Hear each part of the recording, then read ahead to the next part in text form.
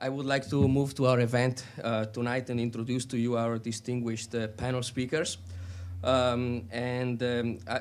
will go straight to the bios so we don't lose time, but I guess first we want to invite our panel speakers at the panel. Please come over. This is the moment you can get all set here. So welcome our panel speakers. So we'll have Mark here. You want to go over there? So you just stay here. Mark here. I will be very brief, and I'll only give you a summary. The full bios are on our registration website if you're interested, and I really encourage you to go there and check them out. I will start with Dr. Mark Cohen. Dr. Mark Cohen is a licensed architect who has devoted his career to developing the new field of space architecture. Mark worked at NASA Ames Research Center for 26 years, then at Northrop Grumman Aerospace Systems for 4.5 years. At Ames, Mark became a founding member of the Space Human Factors Office. Mark also patented the nodes and cupola of the space station. In 1995, he went to the Space Projects Division to serve as the human engineering lead for SOFIA. I hope I pronounced it right. There, he worked also on Humans to Mars and the Abbott Mobile Lunar Base. At Northrop Grumman, Mark's major focus was the Constellation program's Altair Lunar Lander, for which he was the Human System Integration Lead. Mark is now developing his company, Astrotecture. The goal is to provide expertise to the new emerging entrepreneurial space companies, while continuing to lend support to NASA and the mainstream aerospace industry. Welcome, Mark Cohen. Thank you very much. And I'm going to move to John. I'm going to do all of the bios very quickly. John Spencer, welcome. Since the late 1970s, John has been pioneering the field of space architecture. He received design awards from NASA for early work on the Freedom Space Station, and was involved in the startup of SpaceHab. He has an extensive background in spaceport planning and designed the interiors for an underwater lab, still in operation, and a science base built in Antarctica. In 1992, he started pioneering the space tourism industry, basing it on the cruise line industry. And since the mid-90s, he has been designing his original concept for an orbital super yacht called Destiny.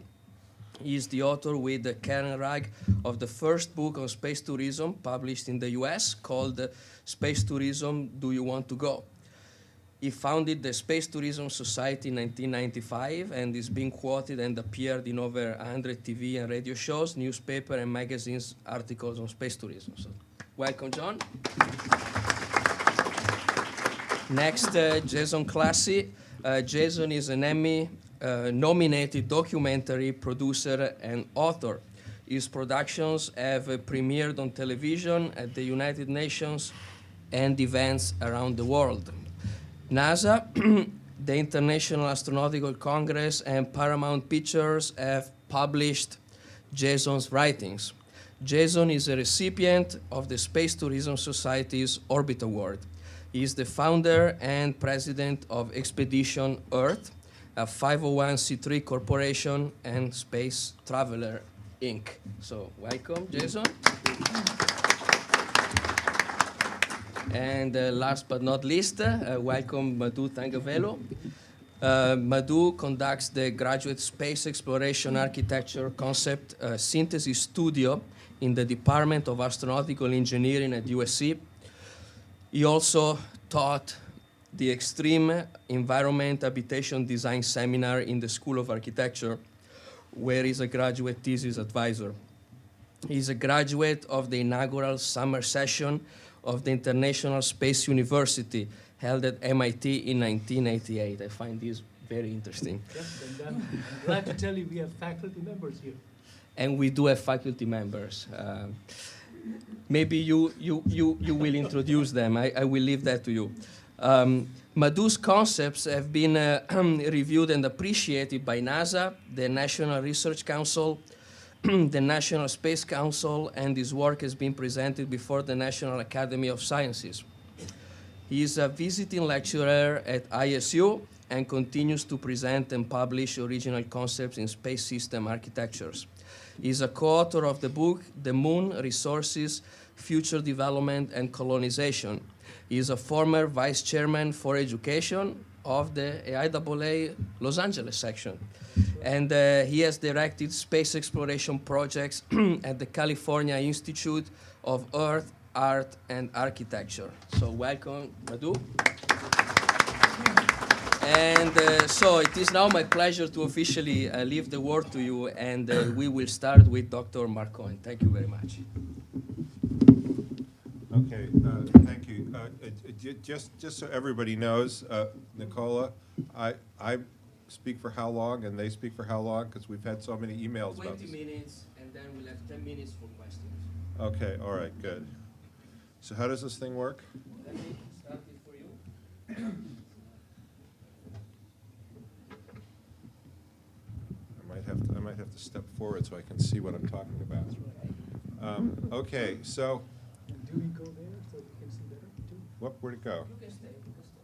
Did I just close it? Let me use left and right.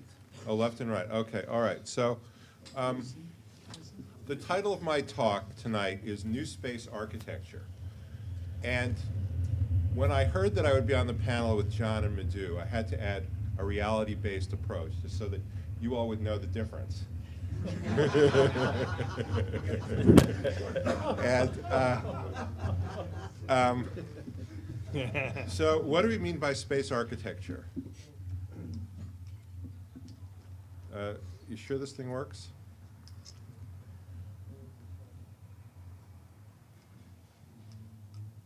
Okay, so the working definition of space architecture is the design of space living and working environments, structures, and configurations, plus the systems that make them viable and safe to operate. I mean, that's the definition that I use.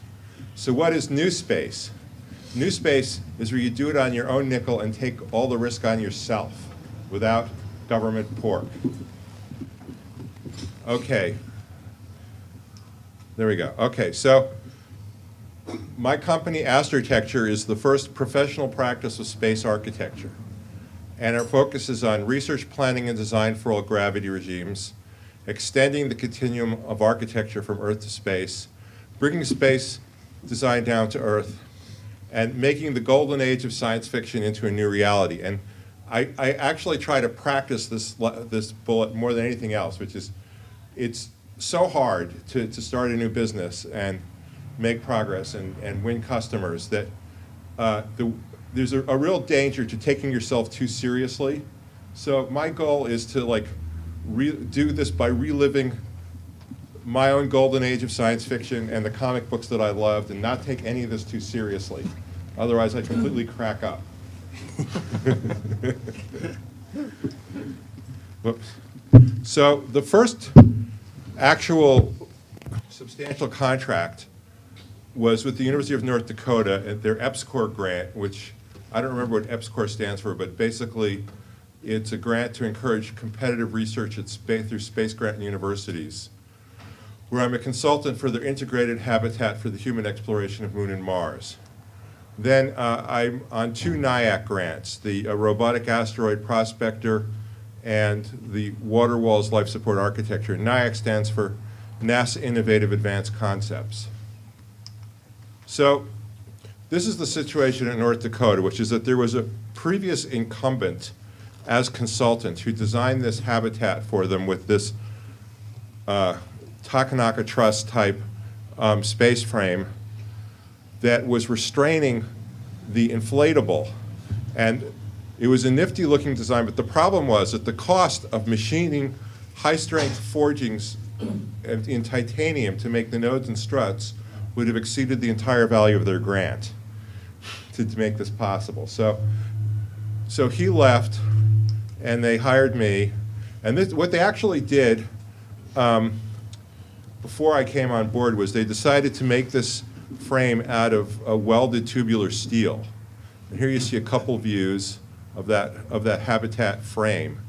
And they hadn't decided what to do about the inflatable, and I'm actually still not sure what they're going to do.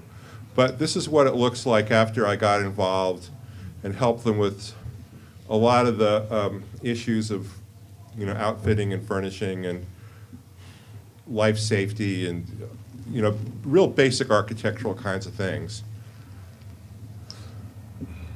And so anyway, they're planning to take this habitat and their rover for a field trial in September in the North Dakota Badlands. Now, as far as the rover goes, Pablo de Leon, who's the lead on this grant at North Dakota, became enamored of the suit port concept, which is one of my patents from my checkered career at Ames. And the basic concept is that you enter the suit through a pressure bulkhead, and it's basically an airlockless airlock where you don't have to pump down the airlock to save atmosphere or equalize pressure.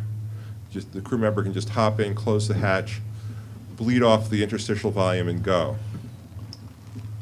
So in the 90s, we built the Ames hazmat vehicle, which was, we got the loan of an armored personnel carrier, and we built a couple of prototypes into the back of it.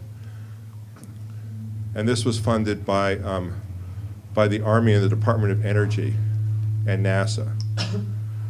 While I was at Northrop Grumman, we pursued as an option a suit port arrangement for the Altair airlock.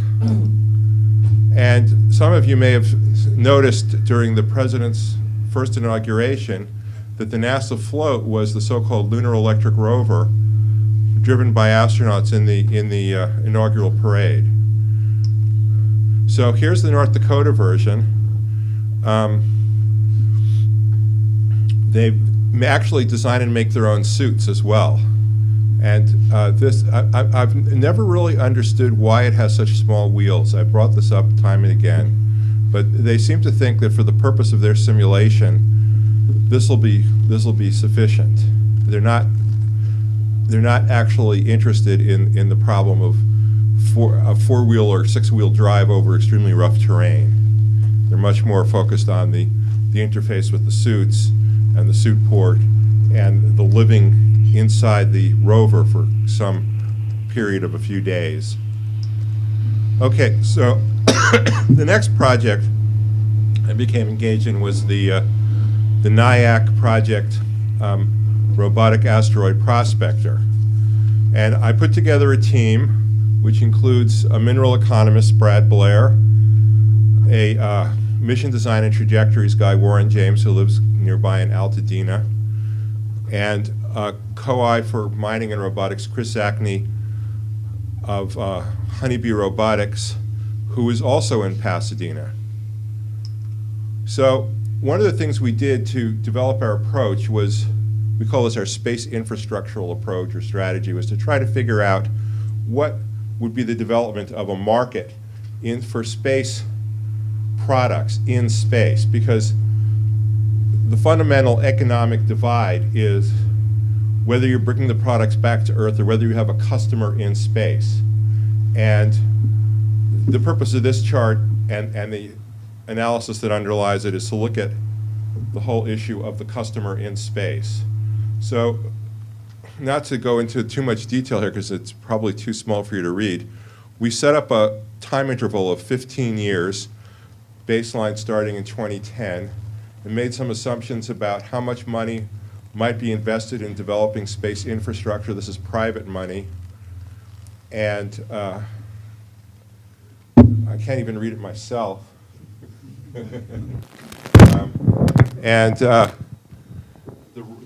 The rate of investment as measured in NASA yearly budgets. So we took that as a sort of a fungible unit, if you will, that a NASA budget being about $16 to $17 billion a year. How large a fraction of that might be invested per year by private parties in space infrastructure development. The number of people living in space, with there being 6 on the space station around the end of 2010, and that doubling or increasing by a little more than doubling, or it actually grows exponentially on this chart. How many would be living in space, and then what kinds of products or commodities and where they might be consumed. And the products we were looking at were water, platinum group metals or PGMs, scientific samples, regolith for soil, regolith for radiation shielding, and metals for structural materials.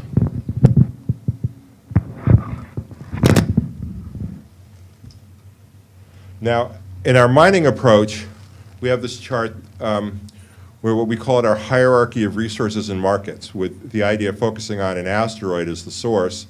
There are essentially three categories of product, which are free water, bound water, and metal powder on the surface. We've already concluded that it's far too energy intensive and expensive to actually drill, solid iron or other metal deposits. But there are plenty of asteroids like Itokawa that have a lot of loose material on the surface. So in the first tier you have the materials, then each has a extraction regime, and each corresponds to a particular market for products made from those materials. So in terms of mission design, the key points are that we're trying to devise a mission architecture that can profitably return asteroid material to cislunar space. And by that we basically mean an Earth-Moon Lagrange point. And so our operations are focused on the use of a gateway station at L1 or L2. Okay, so in terms of the spacecraft design, we want to design a vehicle that can fly a variety of missions with minimum modifications. And the principal modification we're trying to focus on is just how many tanks of propellant you need. How much tank? If it's a very difficult trajectory, long mission, you have more propellant. If it's a shorter mission, less difficult, you have less propellant. And we're baselining a solar thermal propulsion system, which also will provide us with process heat for resource extraction and processing. And the spacecraft is intended to be usable and based at an EML point.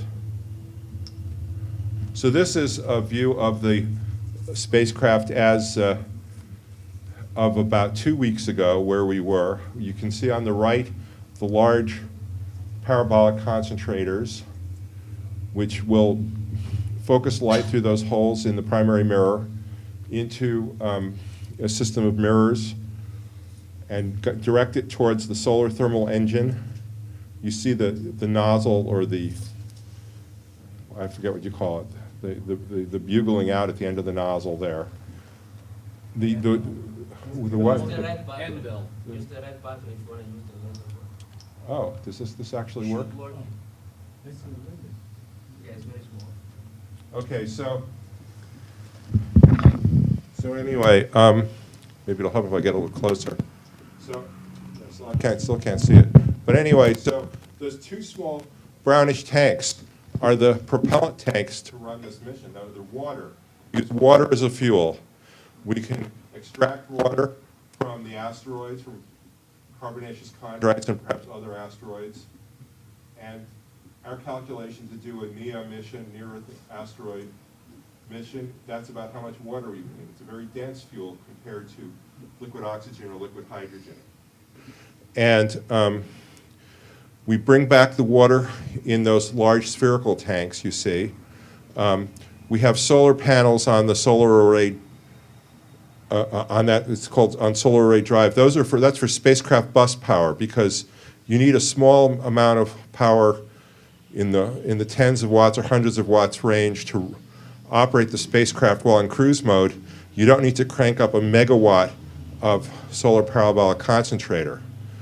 And these little multi-legged spacecraft you see floating around are Honeybee's concept that they call spiders, which are small robotic spacecraft free flyers that can jump off the main spacecraft and attach themselves to an asteroid or other object. Now, what this actually shows with a body of material inside those grippers, that enclosure, or that we call them capture linkages in this slide, is really meant to be a technology test where we would go out and try to find a 10 or 15 meter diameter asteroid and synchronize with its rotation, grab onto it, and try our mining and extraction technologies, which Honeybee is providing. But that is not the way we really expect to operate in the long term, because if you look at the size of the water storage tanks with the payload we hope to bring back to sell or have or use otherwise, you're not going to get that much water out of an asteroid this size. In fact, we expect that asteroids will have 1% to 3% water content in a carbonaceous chondrite. So that is extractable free water. Bound water is another question. We're not actually really looking at bound water yet. So what we intend to do is go to a much larger asteroid, attach, and use the spiders to bring chunks of material back and put it in the system. So this is a set of views. You can see that we have radiators on the backs of the parabolic concentrators, and they actually have to be a lot deeper than they're drawn. And you can see this enclosure where we would enclose the asteroid or the materials that we brought back. And actually, I believe that when we get to the point of actually attaching onto a larger asteroid at the pole, we will have a smaller hopper. So this diagram shows how the solar thermal system works, which is that you see the red lines representing the light coming from the backs of the parabolic concentrators, and they converge on the heat exchanger part of the solar thermal engine for propelling the engine when that's what you're using.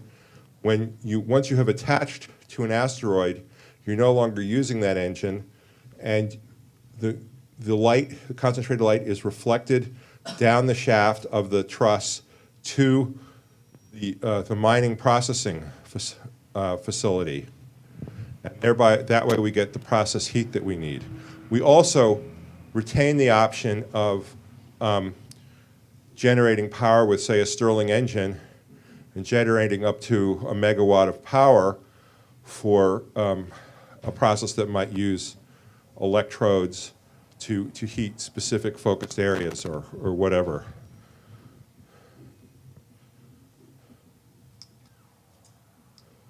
Whoops. So this cartoon shows the sequence where you approach an asteroid, match the speed and rotation rate, capture it with the linkages. This is just the technology testing phase. Inflate airbags within the containment to constrain the asteroid, and then do the mining processing. And I'm not showing any Honeybee's materials tonight that show their techniques for extracting water. And of course, we would be interested in mining the Martian moons, which are basically captured asteroids. They appear to both be, Phobos and Deimos appear to both be carbonaceous chondrites, I believe. Okay, so the third project, water walls. What's the diameter of your chamber? Well, this is actually our most hotly debated topic, which is that we have some people that say all you need is to go after a 10-meter asteroid. Others want it to be 25 or 30 meters. Personally, I think that's the wrong question. I think the real question is, what's a reasonable size scoop or chunk of material to collect and put into the process? And I don't think it's realistic to go after a small asteroid, to waste the whole mission logistics and propellant and everything to go after a relatively small asteroid that you know you cannot come close to filling your payload tanks from. So I think in our next iteration, we're going to be looking at some sort of intake hopper that you can put dust, granulated material, and maybe small rocks into, and contain it and pass it through pneumatically or through some other means to where it's going to be heated and you're going to extract water or metals or whatever. So water walls. This project, the principal investigator is Michael Flynn at NASA Ames Research Center in the bioengineering branch. He's a life support engineer. And Renee Matosian is working with me at Astrotecture on this project. And we also have Sherwin Gormley, who's our waste processing expert for urine to water and black water solids, effluent, and Rocco Mancinelli, who grows our algae. So the idea of this project is to take a passive approach to have equipment that's not highly mechanical, doesn't use a lot of power, and is not failure prone like the life support systems we presently have on spacecraft, including ISS. But we're looking for something that's passive, highly reliable, massively redundant. So an example of this technology is in the Hydration Technologies X-Pack, which is an item where you can pour contaminated water or urine in one side and get clean drinking water out the other. It's completely passive, it's reusable for at least 10 times. And that's a model of what we're talking about, using forward osmosis processing. Michael Flynn and Scott Howe at JPL and Joe Chambliss at JSC put together a flight experiment using one of these forward osmosis bags as a process test to see how zero gravity would affect or microgravity would affect the process. And they found that it operates at about 50% efficiency as in 1G when you have convection flows that aid the osmotic process. But that's not a showstopper. In fact, from our point of view, to achieve radiation shielding, we love mass. So if you have a good basis for needing more mass, 1 minute. Okay, I better move along here. Oops. So in terms of the architecture, we started out with a functional flow diagram. And all of this is in, a lot of this is in the paper I published at the GLEX conference. The central item is an organic fuel cell using a proton exchange membrane that we actually generate power while doing the air revitalization, humidity and thermal control, solids waste processing, algae growth, and water processing. And we did an analysis of the functions against processes. And one of the things that we learned was that the nitrogen cycles, the nitrogen economy, are the most cross-cutting. And they actually emerge as a key to sizing everything. Now, this is the most recent diagram that Renee did. It's our process block integration diagram. And what we did was we consolidated everything into 4 process blocks, which are climate control, contaminant control, air revitalization, and power and waste. And if anyone wants to ask detailed questions, I'll get you later. So this is what our early concepts for a water walls life support module look like. You can see we have people at Ames who grow algae. And this type of module integrates the different functions. So this is where we were when we started. There was very little that had been funded, although the forward osmosis membrane technology had been developed at Ames 5 to 10 years ago. This is the current funded projects, which you see the water walls, NIAC in the upper left, and there's 2 others on the lower left that do waste processing. And we have a Ames Director's discretionary matching fund for CO2 sequestration. And we have more things proposed. And I'll end with this slide, which is not space per se, but it's a concept which extends the osmotic process to a terrestrial application, which is wastewater secondary treatment, where we can actually produce cleaner water to discharge to the environment and generate power through a turbine using the elevated hydrostatic pressures, like a low-head hydro system. Questions?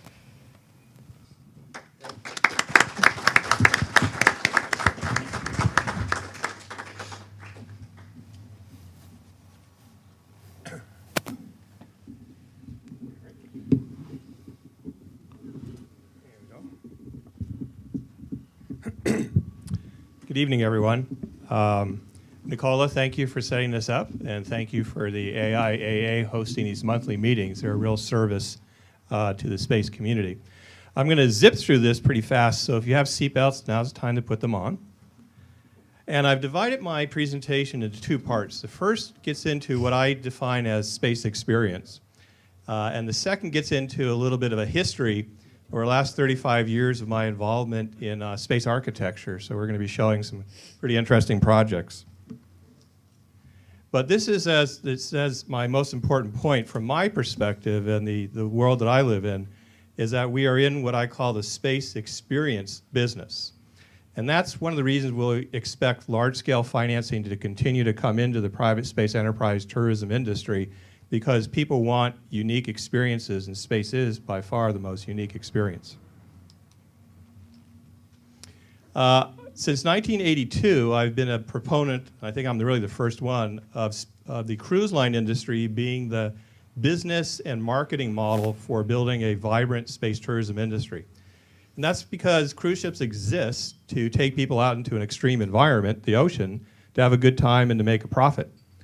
Actually, I cut this out of a cruise ship brochure back then because we didn't have personal computers. But this image, over the years, has become kind of famous around the world in terms of the space tourism arena, because it really symbolizes a long-term direction we intend to take. Because of my long-term involvement in this, my definition of the space experience has really evolved over the years into three key mediums. There's real space flight, there's Earth-based simulation, visitor center, NASA visitor center, space camps, and then there's TVs, movies, and games. And this is really a wonderful synergy between these three mediums of real Earth-based simulation and movies and TV that really are contributing to expanding what I call the space experience economy. Now, if you take just a quick second, please read this.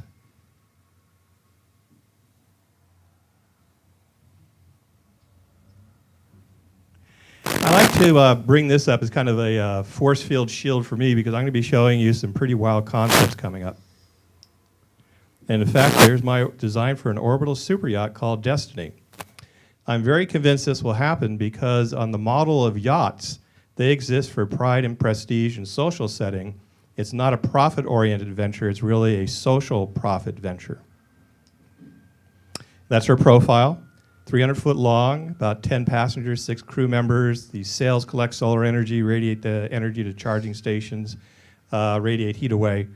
And I designed this to be a beautiful spaceship, because if you're going to spend $4 or $5 or $6 billion on your orbital super yacht, she's got to look very good.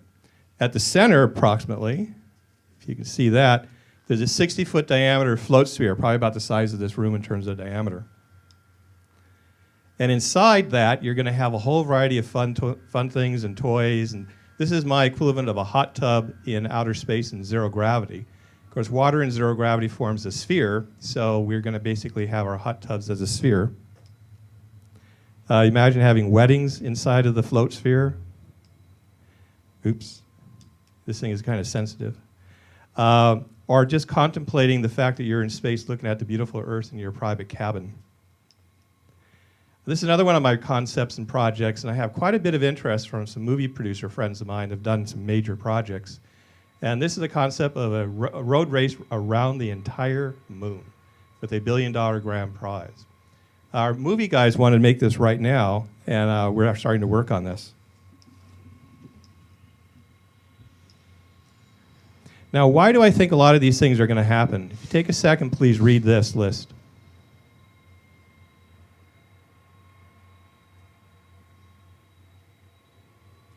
So we have 10 billionaires who are financing the private space enterprise tourism industry. There's more that are going to come online after this summer. Some of these are world famous, and they started a whole new industries, and their prestige, political power, and financial wealth gives a lot of clout to the idea that private space enterprise is going to become a key industry worldwide. And this is the end of this first part of the presentation. This is my favorite quote. And the fact that you're all here, basically you're explorers and pioneers in your own right because you're coming to these kinds of meetings where we're talking about these future-oriented concepts. Now we're going to take a little trip backwards in time from today to going back 35 years in terms of my involvement with space architecture. This is what I call extreme design. So I've been involved in projects that have been designed and built that have flown in space, then built and operate underwater, and been built in Antarctica. Also, I've done a lot of work on spaceports. This one was not built in Christmas Island, but we came close. This is another extension of my definition of space architecture, where you're looking at creating a reproduction of the science base at Devon Island in a site that I control in the Mojave Desert, a replica of the the Mars Institute simulation facility. If we build this, and we can do it, we want to do it, we just haven't had time, it'll allow the Mars Institute to operate their simulation programs year-round and preparing for actually deploying to the real site that's 900 miles south of the North Pole. I had a contract to design the interiors of the zero-gravity aircraft. We developed a whole program and protocol for that, designed the ground facilities, and right now over 7,000 people have actually flown on this aircraft. And people have had a great time doing that. I did a lot of work with Bob Bigelow from Bigelow Aerospace. I was the first space person he actually met in 1999. And we developed a whole range of concepts and ideas for his orbital facilities, eventually lunar bases and so forth. Some of them I still can't show because they're proprietary, but working with Bob was great because he actually made his money in the hotel industry. And since I design themed resorts, we hit it off and really can speak the same language. And that's the book I wrote, Space Tourism, Do You Want to Go? And in it, I really used my architectural background to think about space in the same way you might think about a city. In terms of zoning, this is like far vision of what might happen. Where do you locate certain functions together? And it was the first time I really put together my design for the orbital superyacht that's at the bottom of that page. Buzz Aldrin and I are really good friends for over 25 years. I've done a lot of design work with him. He's actually a space architect, in fact, designing all kinds of vehicles and mission planning and concepts. And we always like to build these architectural models. It's actually fun being an architect, so you can build models all the time. To look at his configuration for different space station designs. Also, this is actually an interesting story. I know Jim Cameron, working on a couple of projects with him, and one of them was doing mission planning and spacecraft design for a Mars movie he wanted to do in the year 2000. So between 2000 and 2001, Buzz and I worked with Jim, whose office is over in Santa Monica, on his Mars mission spacecraft and then Mars base. He dropped doing the movie project, and then years later, when we were sitting there watching Avatar, I realized that he had repurposed the ship that we had basically designed and fixed it up a little bit for the movie. He owned all the design, so that was actually kind of cool. And how many people here know what SpaceHab is? Please raise your hand. Quite a few. This was really an extraordinary experience and pioneering effort. It really started in 1982, where Bob Citron, who had a company called Space Travel Company, wanted to design a module filling up the entire cargo bay of the space shuttle. After a while, we realized we really couldn't do that, so it kept getting scaled back smaller and smaller and smaller. And eventually, we came up with a module that's just one unit, what we call 1 unit wide. So from concept to this actually being built, it flew, I think, 22 times, the first time in 1993. And that picture is 1985. If you can see, this is Bob Citron is right there. That's me with more hair. And that's one of my design fellows. And Tom Taylor, so the SpaceHab patent is Tom Taylor and Bob Citron. These were the first models ever built of SpaceHab. And that's the first sketch ever built, or ever done, which I did myself, of the idea. So it's fun being involved in the beginning of these projects. You never know where they're going to go, but I've been involved in a number of projects where we've actually got things built in these extreme environments. Space Hab was great because it was a private enterprise company started by non-aerospace engineers, received hundreds of millions of dollars in funding, went public, and really provided an important service for the space shuttle and the space community. I just like showing this interior construction. And I got involved, this is through Mark Cohen, on doing design work for planning inside of the Freedom Space Station. This was 1984, 85, 86 era. I would say 85, 86, 87 era. And this was through NASA Ames, through Mark's Human Factors Department. And we did a lot of interior planning and design and built models, flew some experimental stuff. We were also very involved in what's called the aft cargo carrier. So I'm really going back in time. This is like 1982 or so. This would fit on the back of the Space Shuttle external fuel tank. We really looked at how do you create a habitation module on the back of the tank so the tank could be taken into space and utilized. And going way back, 1979, was using the Space Shuttle fuel tank in a torus shape, that's round shape. This was an invention of Tom Taylor, who also worked on Space Hab. And this was a fun, great thing for a young architect to be involved with because the tank was so big, it really had volumes and space in it. This was designed for 200 people, and it was a wonderful way of really getting into thinking about what is space architecture, how do I take those talents and mix them up with the science and the space environment. And we actually had floor plans, which was a lot of fun doing, cross sections. But my first space project was in 1978 when I was working on my master's program at School of Architecture, and it was the design of a 10,000 person space colony concept. And I think I'm probably the first person ever to look at designing a low gravity apartment complex within this whole thing. So to wrap up, as I said, we're in what I feel is the space experience business. It's an exciting field to be involved with space architecture. It's an important field because more and more people and from a greater variety of disciplines and backgrounds and education will be going into space over time. And I think it's a real pioneering effort. So the bottom line is I really love being a space architect. Thank you very much.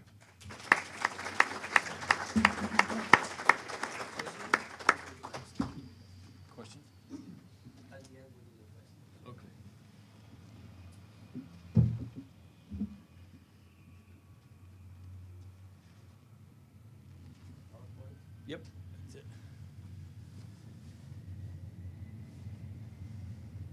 Great, well, I want to thank everybody for showing up tonight and for Nicola for inviting me to speak with these amazing space architects.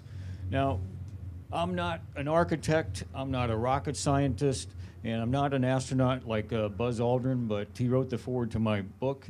And this is, going to be honest, it's not a technical treatise. It's really written for a general audience. I'm just a guy who grew up and always dreamed of going to space as a kid, even when I was walking on this frozen river in Iowa, and I was just looking up at the moon, thinking how Buzz Aldrin had just landed there a few months earlier. When the ice broke from underneath my feet, I fell right through, and I just saw the current was sweeping me away, and I saw this hole disappearing in front of me, so I swam like hell. I got onto the edge of that ice, and I just said, wow, I'm really looked up the Milky Way and asked myself, why am I here? Which is, I think, a question that humans have been asking themselves for thousands of years. And I think one of the answers to that might be another question is maybe it is to go to space. There are too many people on Earth vying for limited resources, destroying the environment. And a natural or man-made disaster could obviously happen at any time without much warning at all. But fortunately, there are people like these gentlemen in this room and forward thinkers are designing missions and spacecraft that can sustain life in space.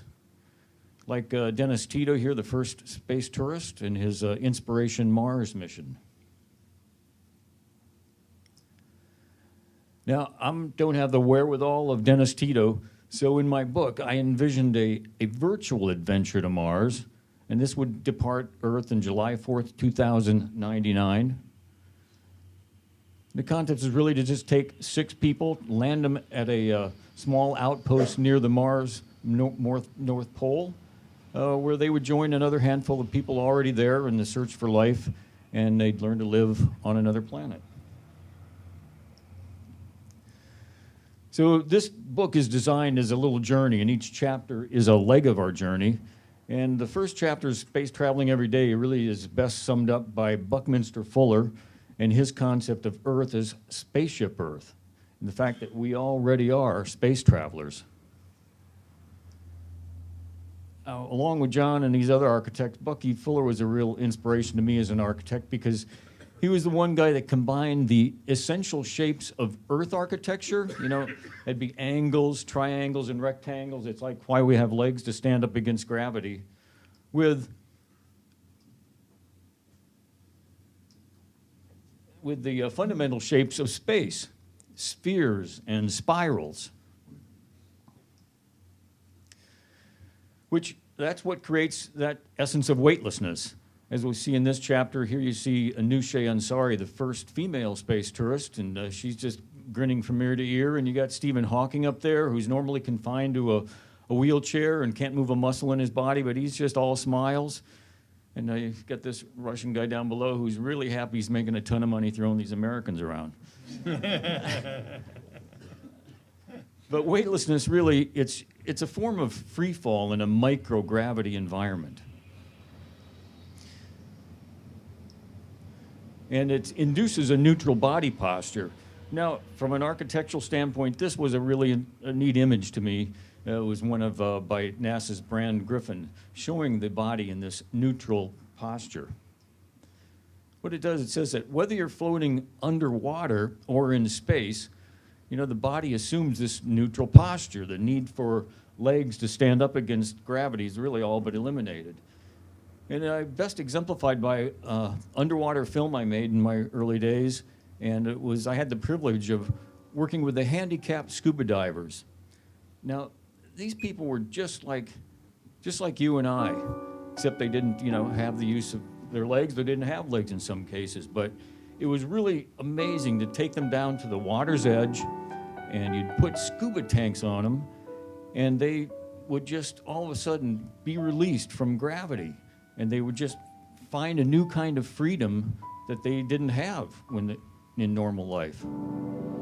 There was this one guy, we'd actually wheel him down in a wheelchair to a kelp bed, and he would simply float up out of this wheelchair, and he was just like an astronaut. It was really inspiring.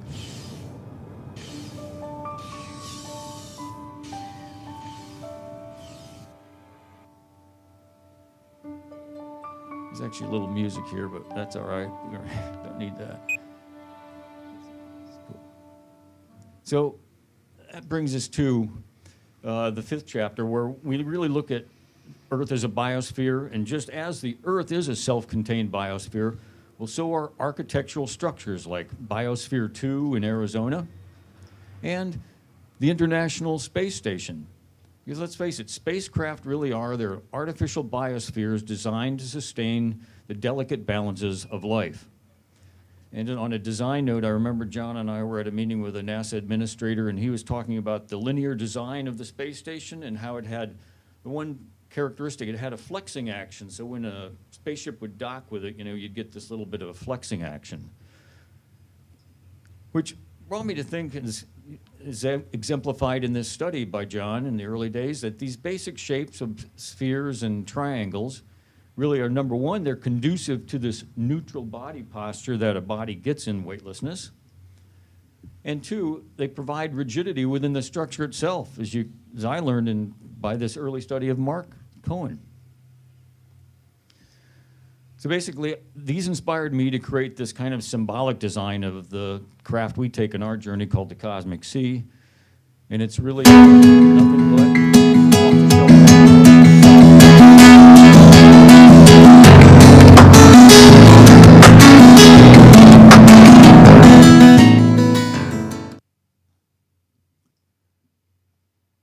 Which brings us to the 7th leg of our journey, where we land, live, and learn to thrive on Mars. And I remember Ray Bradbury saying when the Viking lander first landed on Mars, and he goes, you know, there is life on Mars, and it is us. It is us.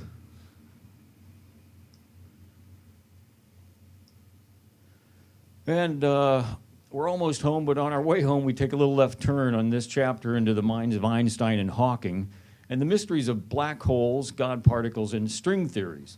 Now, these were interesting to me because many of these theories share a unique mathematical equation or another shape, and that's known as the golden spiral. And you find it in your fingerprints, you find it in nature and nautilus shells, you find it in DNA, you even find it in art where it's known as the rule of thirds.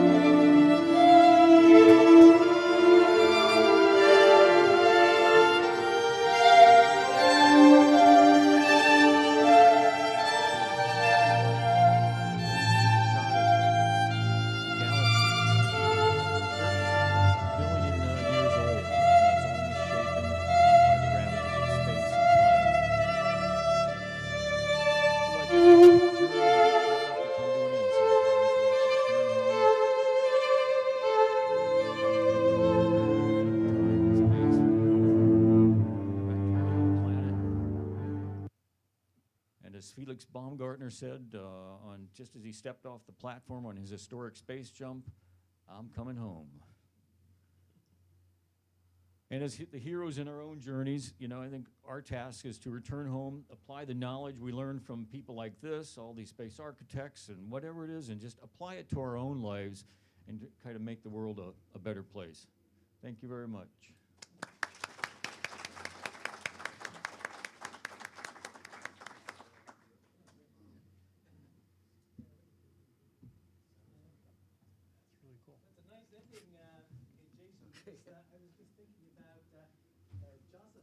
How many of you know about Joseph Campbell? You know, he told us again and again that it's all about the hero's return. And I tend to agree with that. I mean, you know, all of these things that we do is about doing these extraordinary things and then longing for home and coming back home. I mean, that's a beautiful thing, I think, about it all. Anyhow, my turn now. And I get a few extra minutes because I'm going to be talking for my colleague, Anders. That is probably the weirdest title screen I ever did. But then it's the end of the lectures, so I thought you really need a break from all the heavy stuff you saw. I teach a course at the University of Southern California, and I'm glad to see that some of my students are here today. Can you put your hands up who've taken my class? Gosh, that's great. I'm so happy that you think you can face me again after all the terrible things we went through. Great. And then I also want to congratulate perhaps one of the older members in the group here. Jim Burke is here. Do you know if he's still here? Yes, I see him. I see him right there. Jim is special because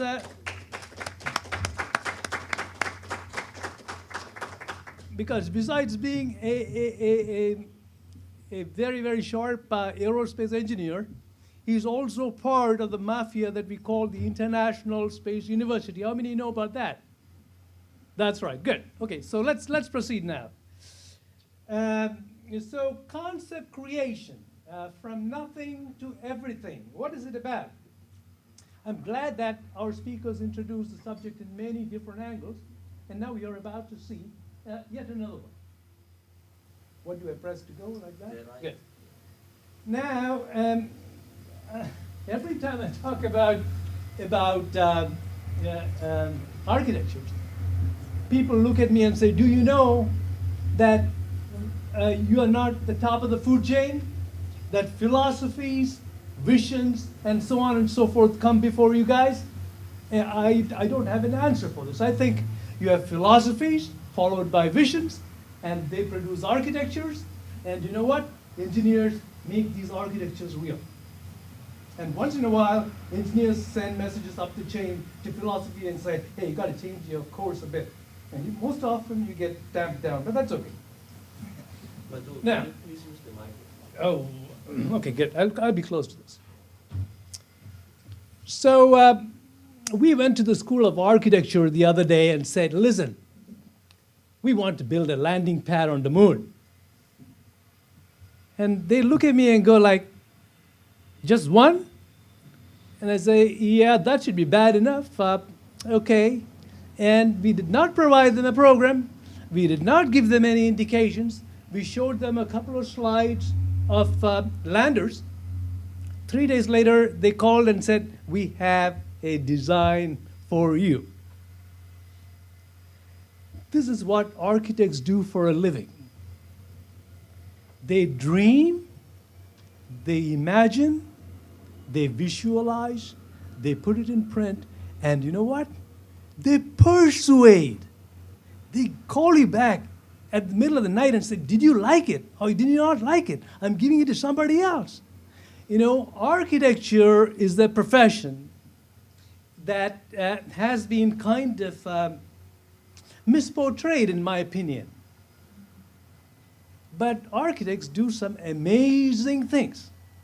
And I've spent about 20 years now trying to get the School of Architecture to talk to the School of Engineering.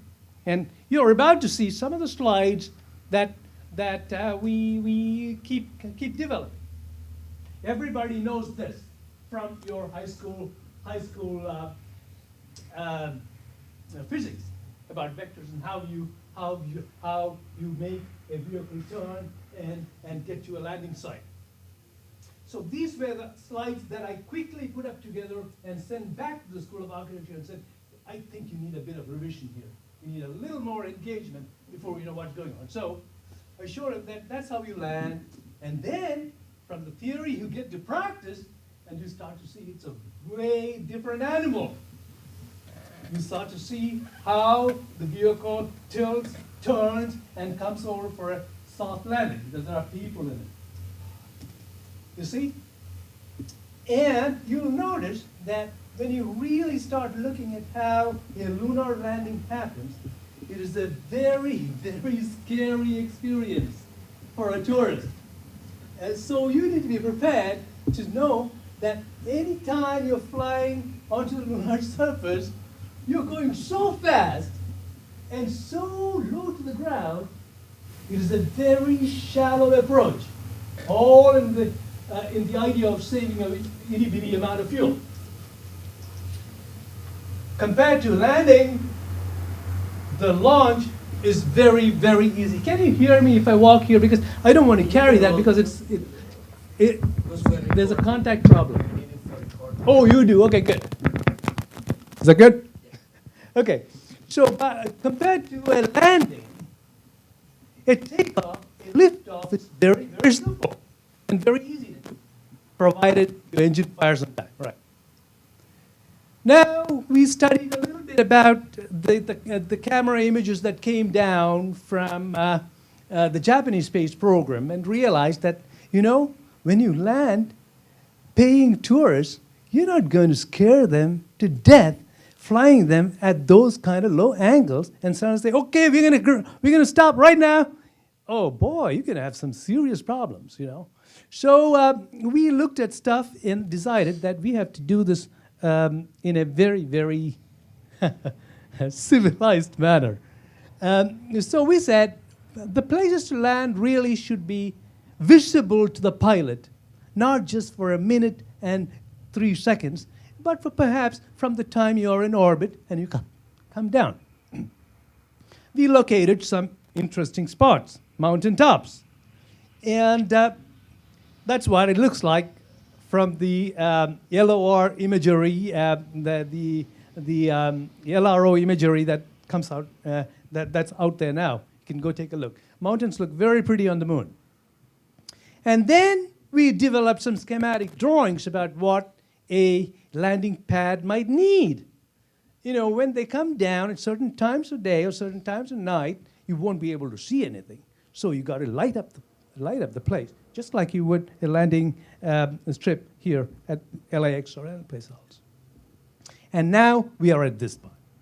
Now we have decided that the landing pad is going to look a little more agreeable, but still a lot of holes, and we hope to clean that up in the coming weeks and months. It's part of NASA's NIAC program, and we are busy trying to do a simulation of sorts in the desert in Arizona. A little bit of history of the ASTE 527 studio that I conduct. This is going to be boring for my students here, but we have to do it. I got kicked out of USC to go to MIT for a summer. And everybody there was a number cruncher or a computer whiz, and they were all busy working what's called the International Space University's inaugural summer session. Jim, are you listening? I hope he is. Good. So, and you won't believe it. I can even see at the right end Michael Potter, who's sitting right there. So the International Space University is a mafia of sorts that reports back, and there's a lot of feedback going on. So anyhow, everybody was number crunching, and I was the only guy who could draw, or at least thought I could draw. So I started sticking these things on the wall. Over a period of 2 or 3 days, rumors started going around that there is a crazy architect here. He's an architecture student. He has no idea whatsoever about reality. So be careful when you discuss with him, talk with him.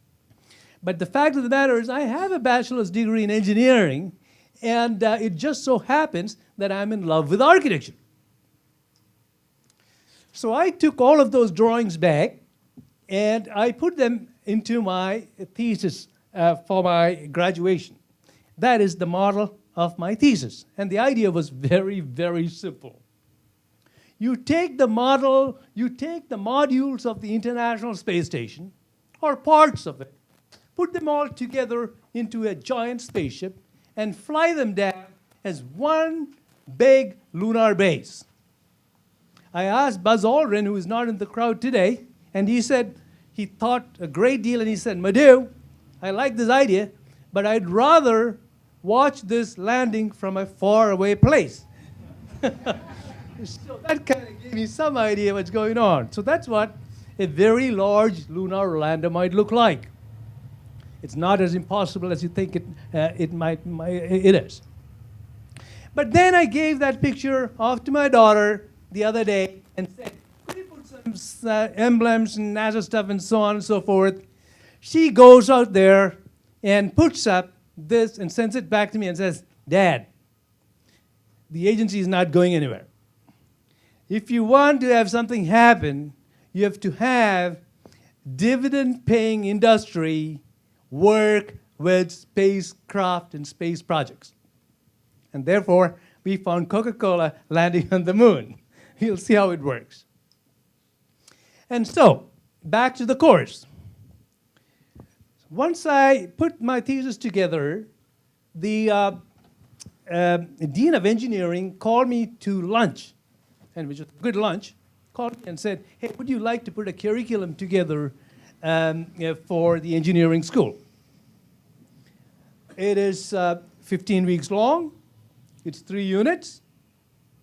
We use whatever we can beg, borrow, or steal from the architecture profession.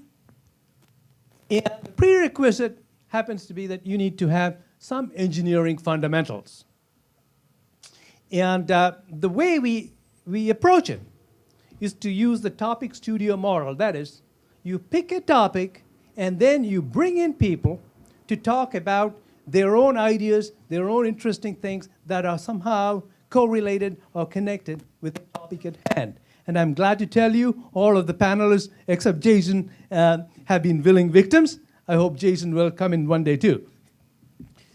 So we teach them visualization techniques, but a lot of debate and discussion. And it is offered now through the Distance Education Network. And that is really an internet-based education network. So you can take this course, in theory at least, from your workplace or from your home. Dial in and you can have a good time. Now, some of the things that now I'm sure that one of my students in the class was the great Dr. Stuppy, who is with us today. Now, I'm a little bit I have a little bit of trepidation going into this area. It is biology. Now, one of the things that we do is try to practice the critical skill of connections, which is what architects do all the time. They're trying what's called associative logic, connecting things with one thing to the other, to the other, to the other, to see if it all makes sense to bring about a grand synthesis. We do this all the time. In fact, just going around doing our daily work, we do it all the time. It's only when you have some differential equations you stop thinking and start thinking straight. But for most part of our lives, we do connect and make connections. We look for patterns and we apply heuristics. We got 10 minutes, 5 minutes, okay, good. So what are heuristics? Heuristics are simple things that are common sense indications of how you think certain things should happen. For instance, there is a famous surgeon's heuristic which goes that the eye refuses to see what the mind cannot understand. And many times, this is the case with higher levels of technologies too. And we discuss these things and come with common models and quilting, patching things together to make it happen, all very quickly. Which brings me to another area of interest, which is the tool that we use, all of us use in our daily lives, and that is our brain. The brain is the ultimate connection machine. Right in the heart, between the two hemispheres, is probably the most advanced connection link between the two sides of the brain. It is called the corpus callosum. And again, I will tell you this. When you dissect a brain, I hope Jill Bolte-Taylor, Mike, was here. She would have told us, given us much better detail on this. When you dissect the brain, you'll see that the corpus callosum in the female gender, in half our species, is much larger than it is in the males. I do not know if this is by accident, but my students, many of them female, tend to perform better in my class. Synthetic mindset. I'll let you read this over time, but one of my favorite authors is Tolstoy, and he wrote a little book. He had already published his famous works, and he thought he was a failure. Midlife crisis. And he wrote up a book about 80 pages long. It's very small. It's called The Confessions. How many of you have read it? It's free and it's on the internet. Pick it up. It is the most incredible account of a human in his 50s who thinks he's a failure and he wants to commit suicide, but at the same time he's afraid to die. And then he puts down these very interesting ideas about the mind of the human. It expands to, he says, on the one end is mathematics, pure mathematics, and on the other is metaphysics. That is, you have religion on one hand and theology on one hand, and you have pure mathematics on the other. And we span this entire length, and yet we don't know the reason for our existence.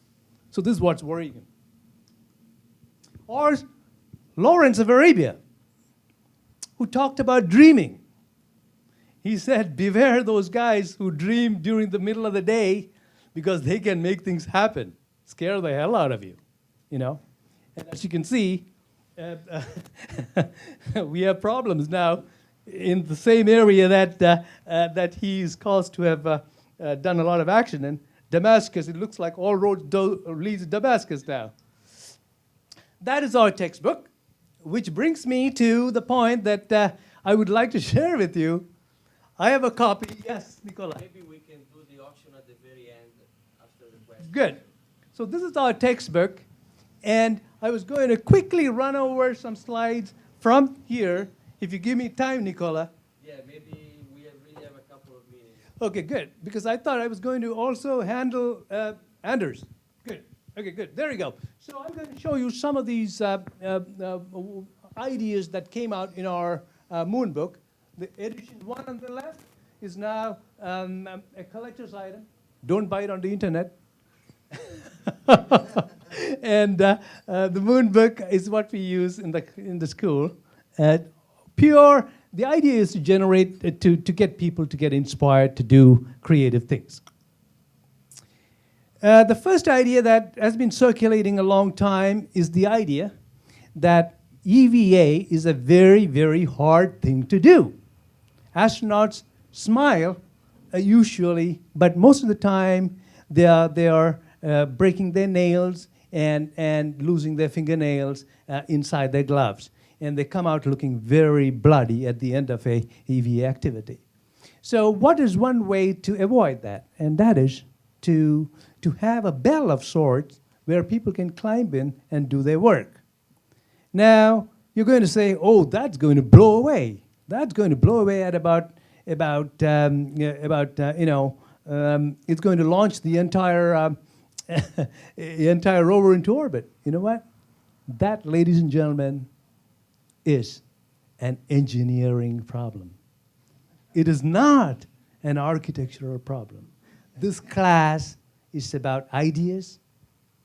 You make your idea, and your engineer does it for you. Otherwise, you know what? Architects do this all the time. They change their engineers. They'll change their engineers till they get it right. I mean, this is a very scary thing. Another one. Somebody said, we want to put 6 astronauts on the moon, and we want to have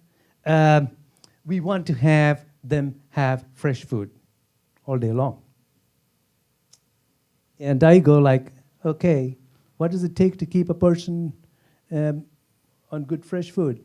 How much land does it take? An acre? 2 acres? Perhaps an acre in the Sun Belt, maybe 2 acres up north, Northern California or further up north. You know what? The first thing that hit me is, where do we get that kind of space? You don't have that kind of space anywhere in any spacecraft. And you look at it, and you start to say, you can fold up things this way and that way and this way and that way, and you'll get about 3 acres of space. And then you start to say, well, that's not enough to keep 6 people, so double it. So you got 2 external tanks. I know I'm missing the ogive, but that is artistic license here. And you get to show them something where you could have fresh food every day for 6 crew. Hotel, Mr. Bigelow might like that one. And what will it look if you put an external tank on the International Space Station? Very big. And I know that we have with us at least one lecturer who would like to see this. Boris Fritz is right there. And I'm happy to tell you, Boris, that next year the International Space Station will sport a rapid prototyping module, a rack. And that was done for Buzz Aldrin. It is a cycling spacecraft, and you're looking at the idea that you could use parts of the external tank of the space shuttle stack to do that. My own favorite one. Sometime in the next 5 or 10 years, 5 years, 3 years. A small rover will land on the moon. It will have on it an electromagnetic cannon. And it will have a bunch of pellets that look like so, about the size of a soup can. The rover would go down, drill little samples, core samples, encase it in that capsule, and shoot it right back to planet Earth, where it'll come down like a meteorite, land in the Arctic area, and you'll go down there in a sled and pick it up, crack it open, and get your samples at about 1/100th the cost of what is proposed for sample return missions. Is that good enough? Very good. Maybe I'll take one more here. This was a project done in our class of using terrestrial systems, thinking about terrestrial systems and their application for space activities. The person who did this said, you know, I see a lot of tall buildings on the moon, but we don't see anybody how it's going to be constructed. Here you see a bucket truck made for, for the lunar mission. And I'm glad to report to you that this student came back to the studio twice. He was not happy with the grade the first time, came back the second time, took it, got the grade he liked, and you know what? I think he's going to be an astronaut too. I will stop with that. Great.